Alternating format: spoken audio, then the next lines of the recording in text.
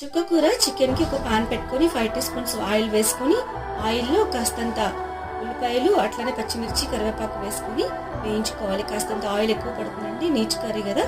So చికెన్కి మనకు కొంచెం ఆయిల్ ఎక్కువ వేసుకొని 1 కేజీ చికెన్ వేసుకున్నాను. రాక్ సాల్ట్ కాస్తంత వేసుకొని టర్మరిక్ పౌడర్ వేసుకున్నాను. అలాగే ఇది ఒక 8 మినిట్స్ మనం కుక్ కానివ్వాలి. కాస్తంత అల్లం వెల్లుల్లి పేస్ట్ వేసుకున్నాను. ఈ వాటర్ అంతా పైకి వస్తుంది కదండి, దీనిలోనే చికెన్ ఉడికిపోతుంది. చుక్కకూర 2 బంచెస్ తీసుకున్నాను.